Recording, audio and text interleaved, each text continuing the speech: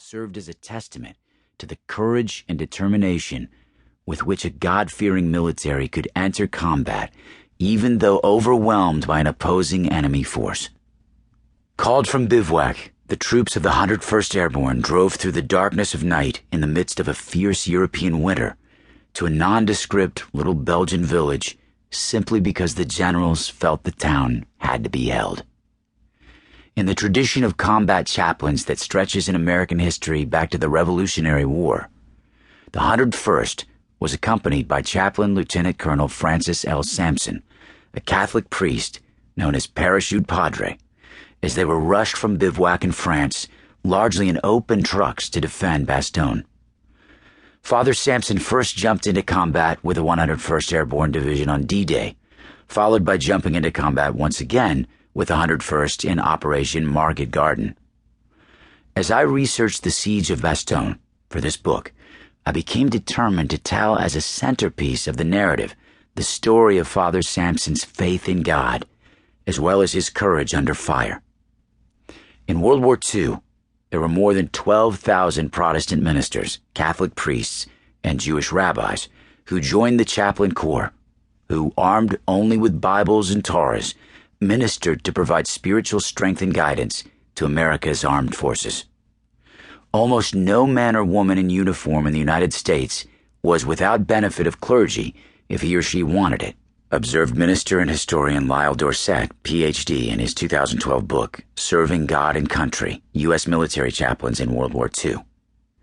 Not every Jewish person in the armed forces could always find a rabbi, Dorsett noted, but Protestant and Catholic chaplains did their utmost to scour the base and find one, or, if necessary, contact the nearest town or city for a civilian rabbi to help.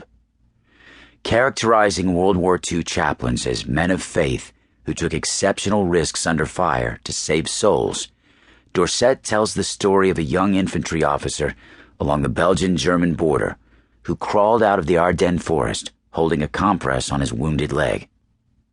Falling off the front line to get stitched up, Lieutenant Henry Cobb looked up to see a chaplain rushing into the woods, where the Germans were raining down a storm of artillery shells on the battered Americans who had been caught by surprise in the Battle of the Bulge. Cobb recalled that he recognized the chaplain as the priest who had given him and some other soldiers Holy Communion several hours earlier. The Catholic priest was charging full speed toward the woods into an inferno of fire, smoke, deafening explosions, and splintering trees.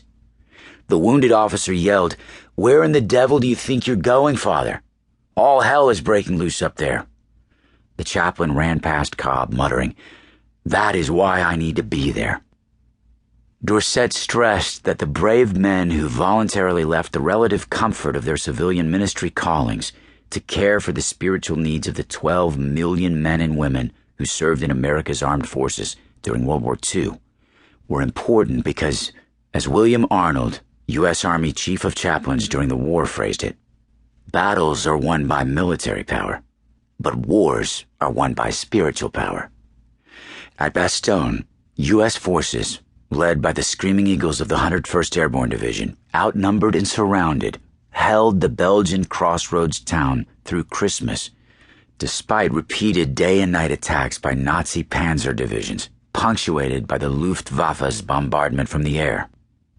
As Hitler launched his Wacht am Rhein offensive, U.S. troops who seemed within weeks of going home victorious took up arms once more and rushed into battle, prepared to die if necessary in the 11th hour of the most deadly war up to that moment in human history.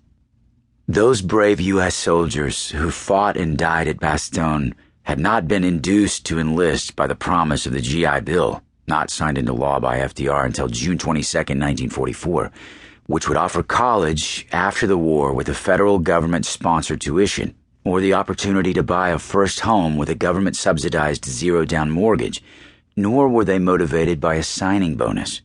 Those did not exist, or by a paycheck, which was meager and typically saved to send back home to a waiting and worrying mother, father, or wife. Those who rushed into the breach to defend Bastogne were motivated by their faith in God, their devotion to family at home, their brotherhood with their comrades in arms, and their conviction that their cause